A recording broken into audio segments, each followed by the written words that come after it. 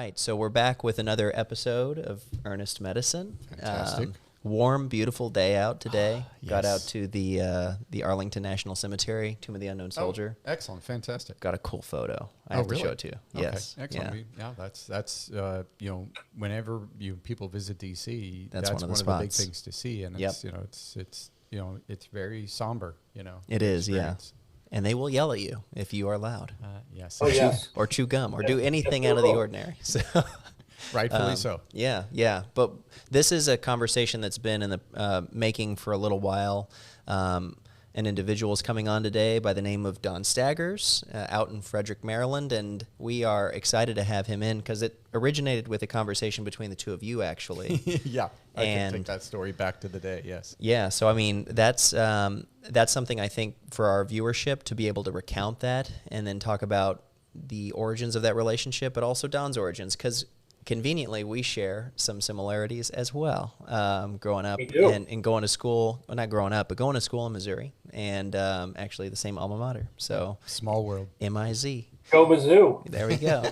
So we'll kind of kick it over to Don here, maybe just a little introduction, and then kind of giving viewers a background and origin, and we'll dive in on some of these questions because you have some very pointed questions that you've helped us formulate, and also some incredibly important information for people to know, because a lot of people are dealing with these health insurance issues, medical insurance, all kinds of things, and there are answers out there that people just don't have the answers to. And I am certainly not the right person to ask about these things. So having you come in and lend your support, your observations, you are on the front line for that. And Yeah. so I greatly appreciate having you on. Yeah, Well, it's good to be here.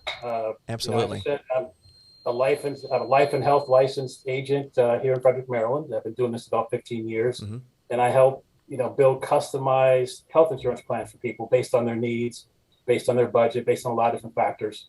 And I can help anyone across the country. I'm licensed in 10 states, but due to my network, I can help anyone across the country. So I can help anyone, no matter what problem they have or what plan that they have. And that's kind of how I came in contact with Dr. Brown. For the viewers out there, I got a referral from somebody in my network, a guy named Dave, and put us together saying that, hey, I have a doctor who needs insurance. Yeah, and I'm sure viewers can certainly entertain the nightmare that trying to find the appropriate healthcare insurance. I am a DC resident, and I can tell you that this journey with Don started well over a year ago, where I was frustrated by seeing what was happening with the health exchange. A health exchange is basically a marketplace where insurance companies can drop in and you can have a variety of packages. But I was surprised how things evolved over the course of really about 7 years, where it just wasn't working. Yeah. And more importantly, just to be able to get on the exchange and to cancel a policy and try to explore for a new one, I really needed a PhD to figure it out. And I know there are differences in the health exchanges across the country, but my experience led me to Don because I was like, the only other choice I have is I have no health insurance. Right. And I just, as a point, that's frustrating because you're in the field, like you get this stuff for the most part, and you're having trouble with it. So now we're talking to somebody who has practiced for years and years and is having trouble with something that's very basic. And so you put that on somebody's plate who doesn't have that level of experience. How the hell are they going to figure that out? So that's a frustration for many, many Americans, I think. Oh, exactly. And I tell people, don't feel frustrated. Before I got into the business, and I was in the media before this, and I'll touch on that in a second, I had no clue about health insurance or anything related to it. I just would get a memo from my HR director, hey, you have to sign up by tomorrow or you don't get coverage. So I just wanted to check. And then that was the extent of my knowledge. And especially back then, I was younger. I'm still pretty healthy now, but back then I never went to the doctor, never had to use the benefits. So I really didn't know how they work. It's another thing I'm going to touch on later. Yeah. So, I mean, whenever you talk about your initial relationship, finding Don, what kind of led you to that? I mean, you talked about it a little bit, but what are some of the details? Like, where were you at as far as what you were looking for and then finding your way to Don? Well, even for myself, it's just looking how, well, I always go back. I always like to have some history lessons. Like where did, if you go out into the bush in Africa and you ask a bushman, so what health insurance do you have? And they'd be like, what, what is that? First of all, there's a language barrier, but the second part, there doesn't exist, and it didn't exist. So historically, it's giving viewers a sense of, well, how did we get here? And how is it embedded in our healthcare system to the extent that the degree of greed that comes from it, and certainly COVID-19 shed some further light in terms of how just ridiculous that is. Yeah. And Don certainly has the perspective on that on the end. And I'll be perfectly honest, I try to avoid this because I get this pressure right here that I really just want to just take a hammer and just get it out of my head. And I have no problems with businesses doing business, but when I see the direct impact it has on how I care for my patients, I just had a patient who said, "Oh, my insurance used to pay for this medication; it's not paying for it anymore. Why would that be?" And then I insurance company just blankly just says it, and then the patient comes back to me. An insurance company is certainly not, is not the physician. But they're serving in that capacity essentially by making that decision without even my consent. Right. Well, and to your point, you talked about your patient who said my policy used to cover this and now it doesn't. Well, that's one of the things I was going to talk about, because right off the bat, a lot of people don't realize that there's holes in their plan. No matter what plan you have, I don't care if you work for, IBM or Facebook or Google, there are holes in your plan. And you don't really know that unless you have somebody sort of go over it with you. Someone like me kind of goes through and says, this is how the plan works and all that. And there's a ways to remedy that, but most people don't know that. Well, there was a question that Don posed, and I want to make sure that I'm reading this appropriately, because there were some points that you talked about going through, and one of these questions that you said, basically, there are several issues associated with the average person's health and insurance coverage, and they never find out anything about that, and basically they discover too late how to properly address these issues, essentially. So it's like something has happened, something drastic has taken place, and now, well, what am I going to do? And you were going to talk about some of those issues basically, and how can you relay that in maybe layman's terms for an audience member who's listening? Yes, please make it palatable. Well, normally, like the position I was in, you have your health insurance. It's something that you just have, you take it for granted, and you just kind of sign up and you don't put any thought into it. Something happens, you might call your HR person, but there's really no one there to go over things with you about how your plan breaks down. Like, because I've had people, even my sister, she works at Capital One, good company, great company. I said, but you have holes in your plan. We went over some things. And one thing, for example, is like when you go into the emergency room, look at your plan. Hey, you may have no deductible or, low co-pays, but a lot of times they sneak it in on you. You go in the emergency room, it might be like $1,600 or worse when you go in there. And that's usually something that catches people. Like most people who are healthy, you go about your checkups and this, that, and the other, but you might cut your hand or get into an accident and have to go into an emergency room. That's somebody's biggest exposure. And you don't realize what you're on the hook for when you go in there. It's like a surprise. And that's something, the average person is not thinking about that, especially the healthy individual, because they're just in a state of maybe panic or whatever. A good friend of ours maybe had to visit the ER recently after a little debacle on the scooter, and it was just like walking in. He needed to be there. It was as simple as that. So, what are some other points whenever you think about what the average person might not know when it comes to these holes, as you describe them in their plans? Well, there's a high risk pool and there's a preferred risk pool. And a high risk pool is what most people are swimming in. It's people who, you go to your job, you have your insurance through your employer, and it involves everyone. Everybody who has cancer or any kind of other chronic condition, everything from A to Z. So you pay more because the insurance company has to compensate themselves for all these claims and things. There's a preferred risk pool, which is where they exclude people, where it's kind of like car insurance. Because we all know people who have crazy driving records, or especially when we were younger, people who kind of had a checkered Little driving lead foot. past. And they, yes, I they have no idea pay what that more is. money than you do. They pay more money than you do, the normal, considerate driver. But sometimes things happen to you, and somebody might hit you, or if you get into a lot of accidents, even if it's not your fault, you're still going to pay more. Mm-hmm. And that's how a preferred risk pool is. You get health insurance based on your health. And that's one thing that people don't know, that you can get health insurance based on your health. I don't think you knew that, Dr. Brown. You hadn't heard that concept before. And that's kind of one of the avenues we went down to take care of you. Yeah, I mean, because insurance is insurance. They're looking at risk. It is a gamble, and I certainly don't wish for cancer, but if that were to pop up, but they are assuming a certain amount of risk. It's a question of, are they?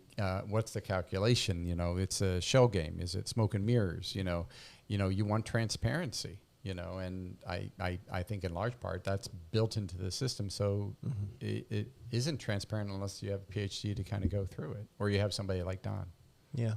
Well, what is it that's preventing people from that knowledge? Is it just something that's not put on the forefront? I mean, these policies have so much fine print that there are so many little areas that may go unnoticed.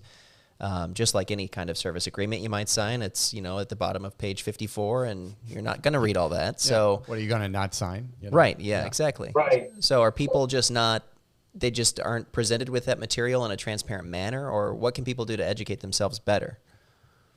Well, you can do your research, but it's best to talk to somebody. It's just like saying, hey, I don't understand the law, and you try to go into court and represent yourself. You need to find somebody who can kind of break down how it works and kind of go over, and tailor a plan to your needs. So that's what you want. You want somebody. I call myself a health insurance counselor, not just an agent or a salesperson, because you have to actually talk to people, find out their past, their present, what's wrong, and what the financial situation is to sort of help them out.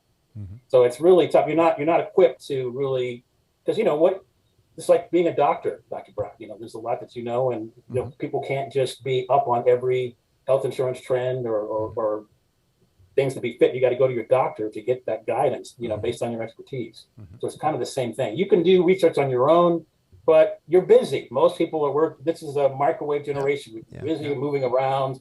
It's really tough to do. And even if you can do some of that, you got some things are going to fall by the wayside. So it's really tough. I was in that position, back when I was working in the corporate media. I had no idea about my insurance. Only when I had to do something. I had an emergency appendectomy years ago, and I didn't know how my plan worked, so I had to go in. I didn't know what my deductible was. I think I saw it at one point, but until I had to pay it, I didn't know. Yeah. I mean, most people fall into that category.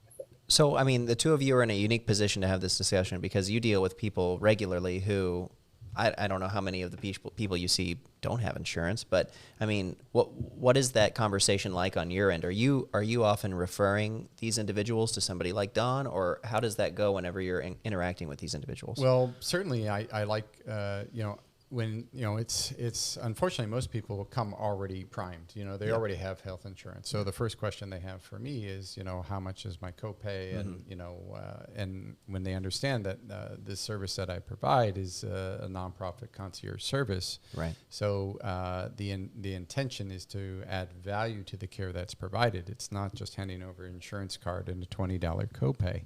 It's about establishing a relationship. So when we discuss insurance, it's usually on the end of, we do provide you documentation you can submit to insurance, but we cannot be held accountable for what your insurance will cover.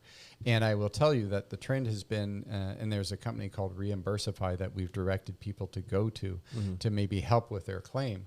But what we have seen, which is disturbing, is primarily every insurance that my patients have been submitting to, they reject it the very first time, always. There's no question. There's not been one successful submission or like, oh, yeah, they reimburse. No, flat out categorically, they are denying each claim. And they have to go through an appeal process. And, takes even longer. That takes even longer, and there's no guarantee at the end. So it's, look, I didn't create this system, and I really try to avoid going further into that, which is why, in large part, I'm very transparent, when people are seeking medical assistance, that they know firsthand, look, we're not in healthcare. We're in providing you care through the practice of medicine. Right. So, but then usually there are after conversations, they'll be like, well, what should I do about this? And I was like, well, I've actually referred a few people to you, Don. I don't know. I always just give the information and I leave it in their hands because, again, I can't focus on certain things. I need to just keep it moving. Yeah. But, there's a lot of lamenting. There's also a lot of sharing how it's done in other countries. Right. We have to the north, we have a public health service, and in the UK and Turkey, and we have many of the embassies here, and how it's described. It's surprising when you hear about how they provide medical services and the cost they spend on GDP and what we do here. So staggering the percentages whenever you look at the states. Yeah. Right. Oh yeah. Well, I appreciate the referrals, first of all. Thank you for those. And that just kind of gets me to the No Surprises Act of 2022, January 1st, because the problem that people have, it's happened to me. I'll talk about it in a minute, where you go in and you go to, especially the emergency room, you go to the hospital, and everybody's in network, but maybe you're somebody, a radiologist or someone that you're dealing with is out of network. So you're stuck with this huge bill. And so what this legislation has done, which is really, it's probably the crown jewel of the Biden administration, is that, actually have the federal protection in place so you can't get stuck with this bill. It happens to people all the time. I mean, it happened to me a few weeks ago. I went to the doctor. So how much did they get you for? Yes, this is my hair club for men moment. I'm not just the owner, I'm also a client. I had to go in to the doctor, and I called ahead of time and said, hey, do you accept my insurance? Oh, yeah, no problem. We'll come in, we'll set you up. Went in, and then afterwards, somebody came in and said, there's a problem with your insurance. We really don't accept it. And I said, well, how's that possible? I called ahead. I called a couple of places to make sure that we accepted it. Yep. Just bill me. And of course, they bill me, and I know what the rates are for this, about 4 times the amount. Yep. So so I'm going to be writing them. I'm not going to be paying this, and I'm going to invoke the law pursuant to the, No Surprises Act, blah, blah, blah, blah, blah. And I know that the average cost of this is X. So I will pay Y. I'm not saying I'm not going to pay, but again, people get in that situation. That's what this law is protecting. And so let's go back through that again. So can you provide more context? Like, how did this become part of the legislation? Because it's out of the blue, certainly for me. And I think probably that's my design, because I don't venture into this. And Don mentioned, this is something that people don't even know about. It's relatively new, which gives it some maybe playroom. People are still discovering it, sure, but it's not been very well advertised, hasn't been talked about much, just under the radar. It's so new, in fact. It's so new, in fact, that they just have this resolution department. The name escapes me at the moment, but it just went live April 15th of this year. So it's just people, if you want, 3 days before, it's like there. It just went live. So for people that have a problem with their bill and they want to see what their protections are under the law, just Google that. The No Surprises Act protection, the resolution department, whatever it's called, the dispute department, and you'll be directed there. One of the government websites how to handle that. But it's new. It's been in the works for a long time. I mean, I've heard rumblings about it. Over the years. Is this then directed to those who are providing the care, and how is insurance involved? Because from my first impression, and look, I'm just coming from this fresh. I intentionally did not want to read as much into this. I as soon as I got the information, I started digging in. I was like, wait a minute, let me pretend I've never seen this before. So in this act, is it more directed at medical facilities, practices, hospitals? For everything under the sun plus one, everyone. Okay. So insurance is a big, so this is one of the things I'm sure insurance companies had part in, and at least it certainly had an influence in how this act was passed, because that is the very nature of the lobby that occurs here in the district. Throw enough money at it, you can get it done. Right. Which is why the resolution department, it was delayed. It just went live, as I said, in the 15th, because there was pushback and there was still some wrangling over exactly how this was going to be put into practice. So I think it's very interesting, because I'm wondering how this is going to affect other things, how they're going to implement, how they're going to really enforce this, and how it's going to impact hospitals. I mean, this is very Yeah. It's very open-ended, and it's really actually really on time because, you know, a lot of, I'm sure you've seen this and heard of this, a lot of byproducts of getting COVID, people are getting these conditions that really haven't been seen before. Like I have a client that has her kids got COVID, recovered, and now they have something called, I'm probably going to mispronounce it, parosmia, where everything they smell, it smells rotten. They really Oh yeah, yeah, just so, disgusting. Yeah. yeah, I guess the other side is anosmia, where you can't smell or Oh, anything, yeah. whatever. But this is the, and she's in the Baltimore area, went to Hopkins, went to some of these top hospitals in the in the country, maybe the world, and they've never heard of it. They don't know how to treat it. It's new. Oh, I know a doc who does that. I know a doc here in D.C. Actually, he's used Oh, to be at really? Well, I might NIH. want to give I might need that referral. Yep. In fact, I will need that Yep. referral. We've had he's had, you know, surprisingly, he's a much older physician, and you know, unfortunately, he'll probably retire soon. But we have people coming from around the world just to go to his clinic.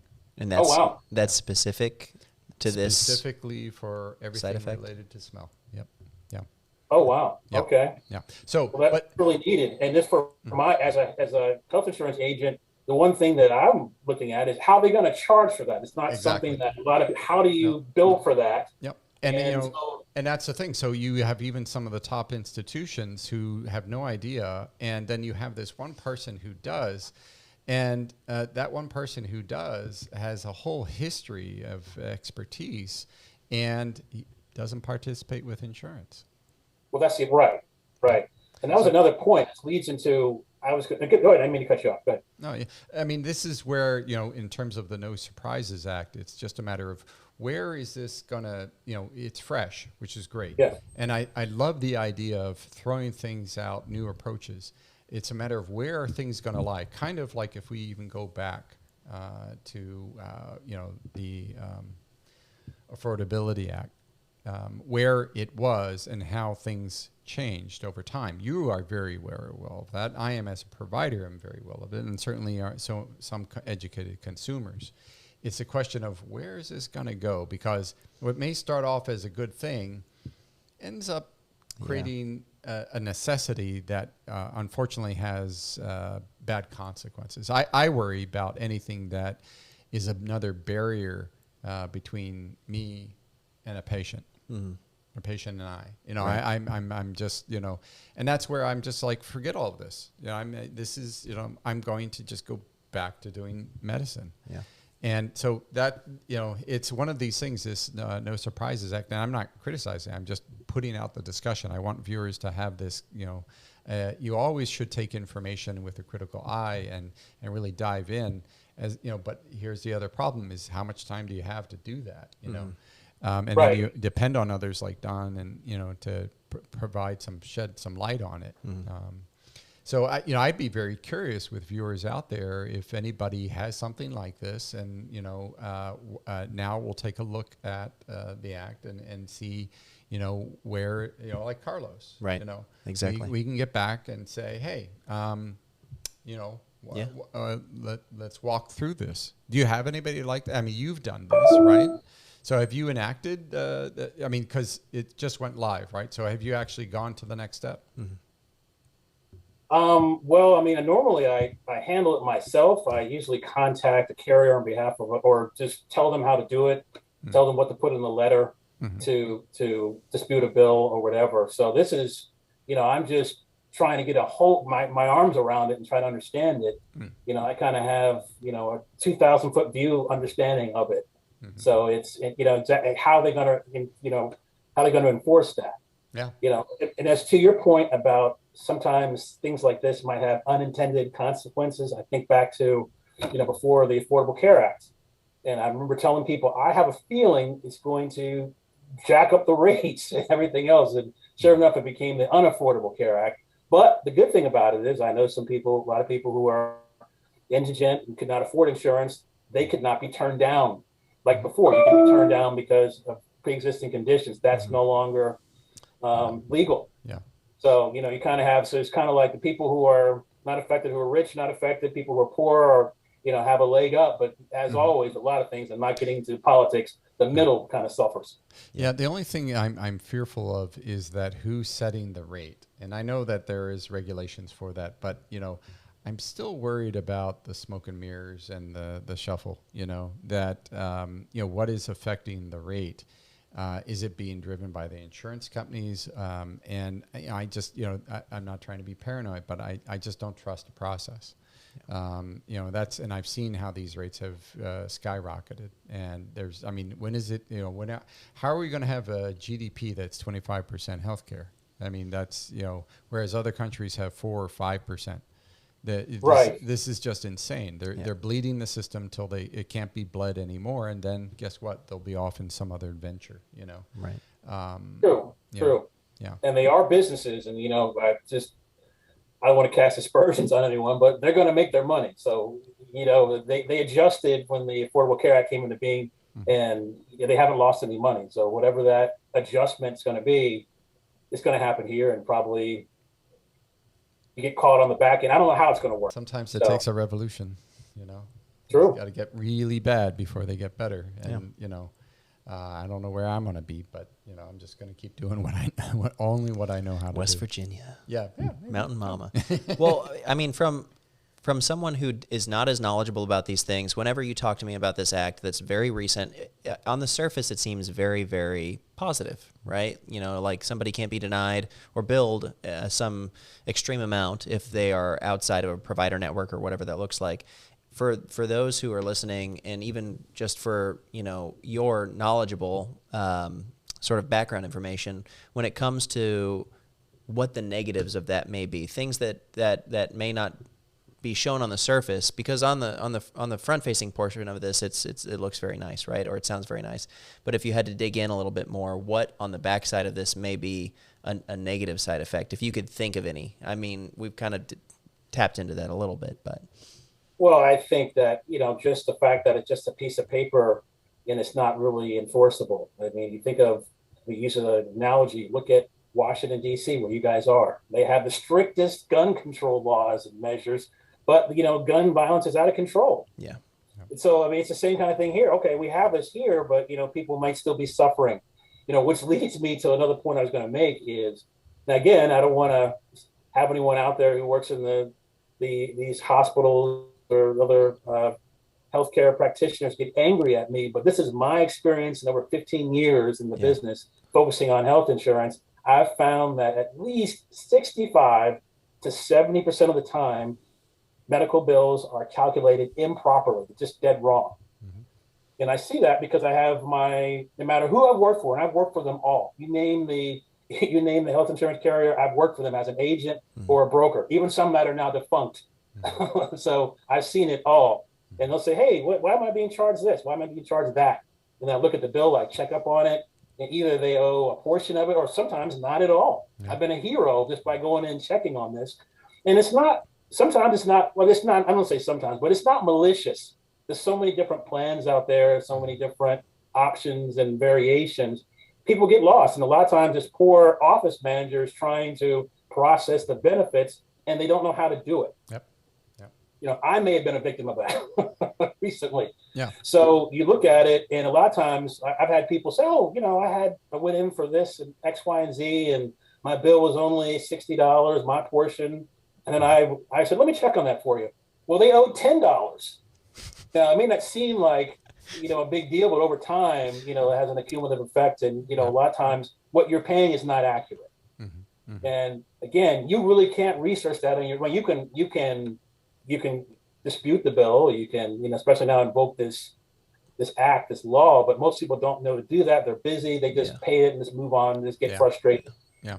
Yeah. I mean, but where's the accountability for something like that? Because whenever you think about, this is a conversation we've had, despite being in an age where there are more tools than ever to help organize you and document things and keep you on track, it still feels like things get lost. And you've even talked about, it is more complex to deliver quality care today than it was in the past. So when it comes to like record keeping, things like this, like where's the accountability there? Things fall through the cracks, but doesn't that come back to you at some point?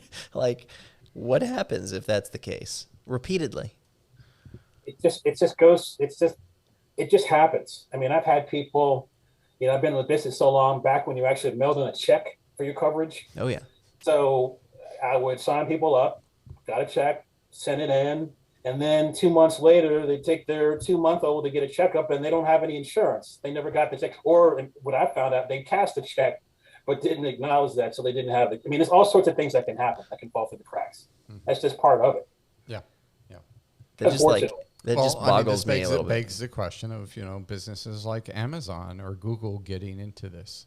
Is there a certain level where, this is beyond human intervention? It needs to be, machine learning, because it is just gotten more and more complex to the point where I think of the complexity is so ingrained into it that you can't even have simple discussions anymore, that it really, it's just way too complex. And I think it does not need to be that way. Yeah. I think it is by design, and I think some of that design is intentional to control the system, Right. I mean, it's complex, and the people at the seat of power of these companies have a powerful lobby. So it's going to be tough to really bring about change.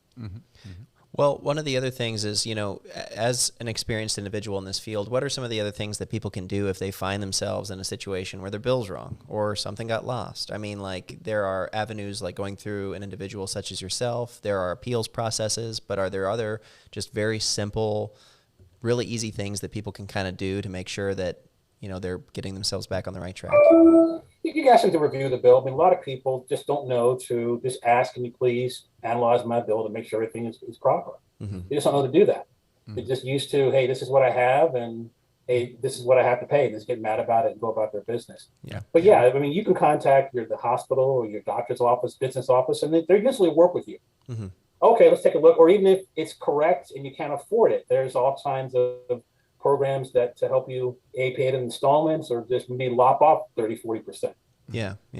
And I will say, despite all the technology that is out there, like for car insurance, for example, I found like State Farm they have a great app. So I can go in and monitor my billing activity. I can see, unfortunately, I don't know, but I have a little beacon in the car, so they know if I brake too hard or accelerate too hard, and that helps my rate. They say it can't hurt my rate, so I'm just going with it. But those kind of things I think can help. And in this case, there are apps available depending on your health insurance provider, right, or healthcare provider, where you can go back in and kind of do a little self-investigation. Is that pretty accurate?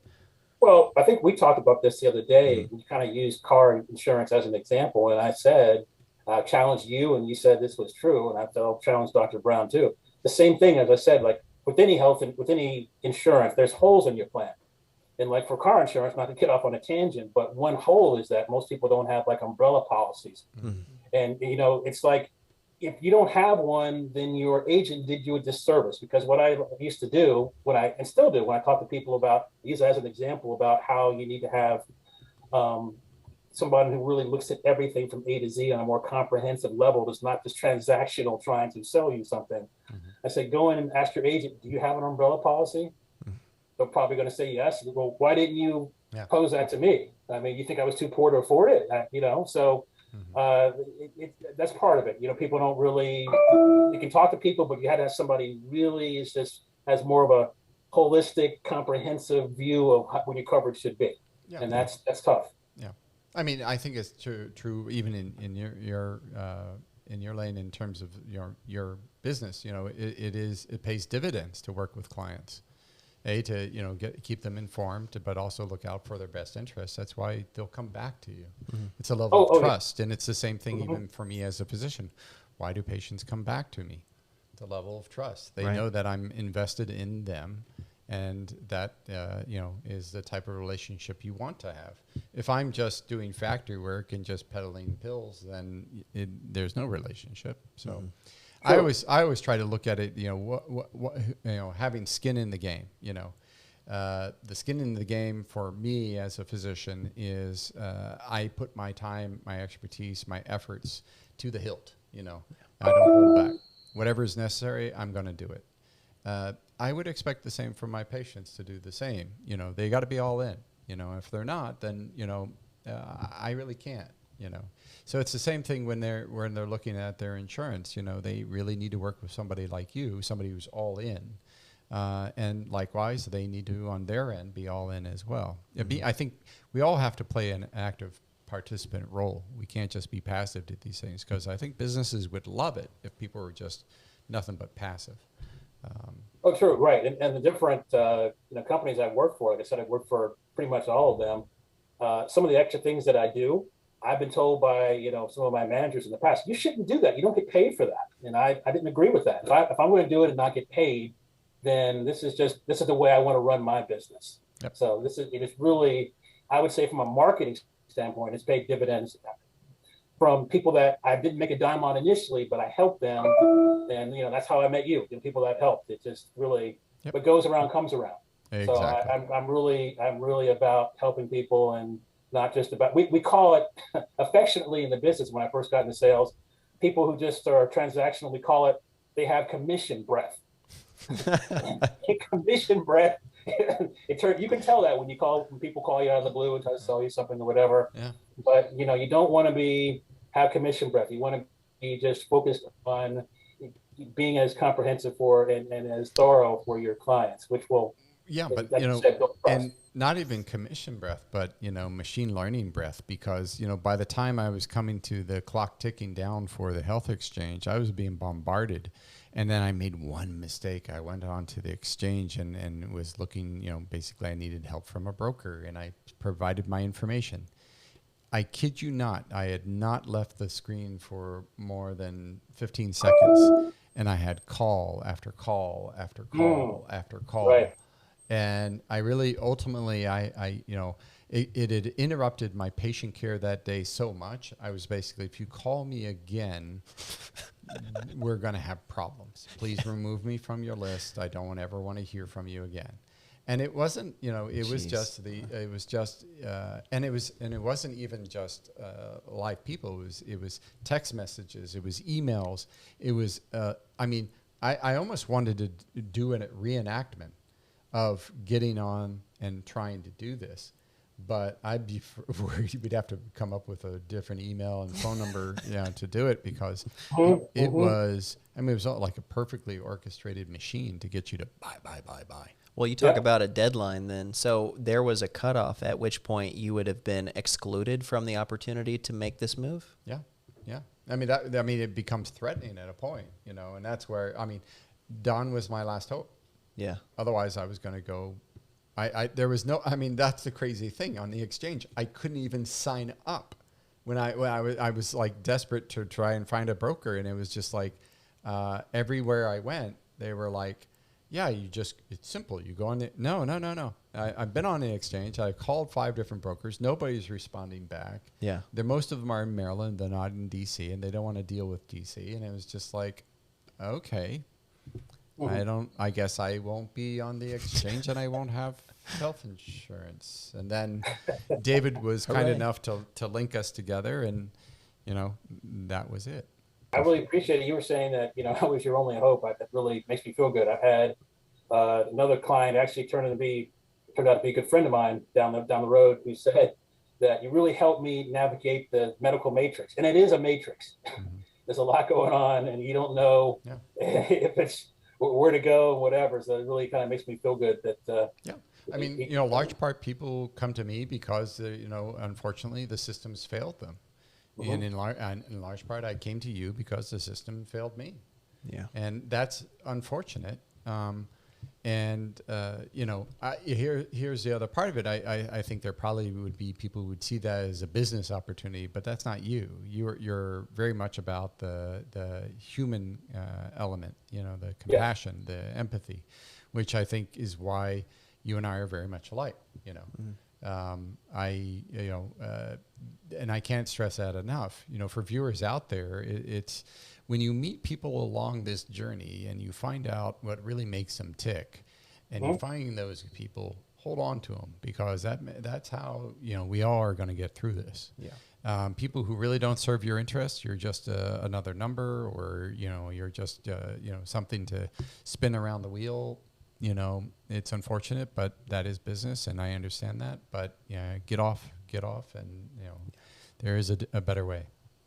Yeah. Oh, definitely. I tend to be pretty friendly with my clients, which, sometimes I'm on the phone a little bit longer, but you're just chit chatting. But that's a good thing. It's a good thing. It builds rapport and really lets them, and they stay with you. So you talk about a business model. Hey, when somebody really feels that connection with you, you're going to retain that business for a long time and get referrals. Yeah, So. but and it's also you feel like you did the right thing. You know, you can go to sleep at night. Yeah, right? you know, sleep easy. Yeah, sleep easy. I like to sleep easy. Yeah, and I did everything that I possibly could. Yeah. You know, so yeah, bravo to you. Bravo to you for sticking out and not. You probably could have gone the easier path, and this it certainly is more challenging. But I think your stories are going to be more important. I'm very much about that connection that we all have, that we share in these experiences. And that's why having this to share it with others, I think is so important. Yeah. And I think you've done a really awesome job during this conversation of relaying that people have options. And I think that's where people get stuck a lot of the times, is because they're like, I don't have options. Much like you said, you felt like you were at the end of the rope. You're at the very last stage of before like giving up, essentially. Yeah. And so I as sort of a closing note for people who are out there watching this, listening to this conversation, when it comes to sort of figuring out, what kind of things, can people do? What options are available for them if they also find themselves kind of at the end of the rope? And this is a question you sort of posed in your set, and figuring out, well, what can I do at this point? Well, again, you need to find a person or a group. I mean, not to toot my own horn, but you need somebody who's going to who kind of has a broad knowledge of what's going on. Because I've even helped people who were here illegally. I didn't know I could do that. I look around in my network and say, oh, we can get them covered this way. There's apparently some government insurance you can get if you're here illegally or here under certain other circumstances, which I didn't even know, but I found out through my network of people. Yeah. So again, plugging into that is how you find out, and doing research on your own. But at the same time, you really need that to kind of be guided through again this medical matrix. Yeah, and are there other so much of what I try and teach myself is available online, which is great. I think that opens those doors for other people to also educate themselves if they have that motivation. When it comes to resources that may be virtual or digital or online, are there places that you would point people as sort of that first step before then getting engaged with a live individual where they can have those more intimate conversations? And we can provide links. Yes, absolutely. Provide links and down below. Right. I mean, well, I don't really have it on top of my head, but I if you can Google different types of insurance, how to get insurance, and different government website links will pop up from, the different types of insurance, like a PPO or POS and HMO, and, how to choose and where to go to find somebody to help you, in fact. And there's a registry of agents for the ACA. And you can just be very careful with what information you put in, because they will blow you up. Exactly. I mean, it's insane. I felt like, what have I done? Like you got scammed almost. I felt like I got scammed. Yeah, and it was a solid 3 days of nonstop. It would be 11 o'clock at night, and I'd be getting a call, and who's this? Oh, yeah, we saw it. And I was like, are you kidding me? And one of those was a holiday. I was like, yeah. Working overtime, baby. Yeah. Well, I've had people just create a Google Voice number just to field those. That's a great idea. Don't give me your real number. Give them a Google Voice. Yeah, create a new email just for this. Just put I want insurance at gmail.com. Yes. Give them the number. Right. Yeah. Give the number that women give, the fake out number women give to get rid of a guy at a club. That's never happened to me, but I'm just saying. Away with you. Of course not. Yeah. Well, Don, thanks for hopping on. As we say to everybody who gets on these calls with us, this is the beginning of a conversation, and we want that to be the same case for you. There's so much in this area that is up for discussion. And I think the more important part, and unfortunately maybe the more sensitive part of this too, is there are a lot of stories of people who get screwed over by these systems that are sort of put in place to confuse people in many ways. And there's this facade of good Samaritan on the top of it that's, we're going to help you and this and that, but people just fall through the cracks sometimes, just like their checks or their details. Right. And there, I imagine, are some incredible stories out there of things you've encountered. Of course, we have to be sensitive with that, but, just a variety of stories that are out there to be told. So. Oh, definitely. Well, thanks for having me. It's definitely been an honor and privilege. It's definitely an honor and privilege working with you, Dr. Brown, and you, Of course. John. Yeah. And, for those out there, part of the Mizzou community, it's two products. You and I are part of the Absolutely. MIZZOU community. Out And of the J school. Oh, and as a good point to wrap on, you weren't just a student, you were a student athlete, actually. Yes. yes, So yes. and Mizzou's no slouch when it comes to D1 football. So can you give us just a little bit about that? Yes. Well, actually, when I first got there, it's one of the top, like, 10 most outrageous situations in college football history. Mizzou, we were like not doing well that year. We played Colorado, who actually the star was a running back named Eric Bieniemy, who's the assistant coach for the Kansas City Chiefs. Heck yeah. And one of my coaches was Andy Reid, a lowly lineman coach back then. But anyway, Wow. we were. That's the name more people are familiar Yes. with. Super Bowl winning coach. We used to right. So we were tied, and at the time, Colorado was like number 1 and number 2 in the country. We were playing at home. We were playing at Columbia at Faurot Field, and we were up by like 4 points, and they were at the 2-yard line, and we held them on first down, second down, third down, fourth down. The referees lost track of the downs. Oh no! We on the coaches lost track of the downs, and we were like, "Oh my God, we're going to beat the number 1 team in the country!" and we're like 300th in the country, and they scored on the 5th down. It's called the 5th down controversy. Oh wow! And then Colorado went on to tie the national championship with Georgia Tech. So Georgia Tech got screwed. Yeah. Wow. Hey, there. That's history. That's fantastic. That's great. Well, there's so much more there to unpack as well. That'll just be a standalone story. But again, we'll leave it there. Yeah, definitely have lots more of those. But great. Absolutely. It's been great being here. It seems this time has flown by. I feel like we've been talking for 5 minutes. Yeah, I know. Yes, it does move quickly, and depending on the topic, you can really go overboard. But we've been hitting them right at about the 50-minute mark pretty solidly. Yeah. So we're right in that sweet spot here as well. One of the interesting things is actually, as we look at other places, we're trying to get ourselves over to Turkey and Malta, and COVID is all this other stuff. But it would be fascinating to look at their healthcare system and their expenditures, but also how they cover their citizens.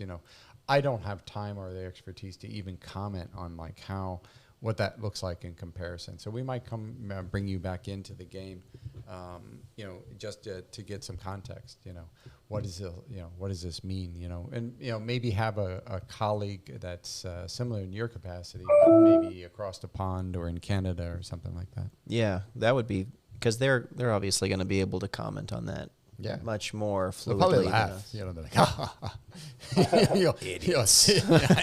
you're silly Americans. But if that's something you have, I'm sure you've made so many contacts over the years. So. Yeah, it'd be great. I'd love to be part of that. Yeah. And if you happen to find any of this interesting, or more importantly, if you want to collaborate, check out the link below so that you can send us your comments, any stories you may have, anything. We're happy to entertain it. And this is really about us going on a journey together.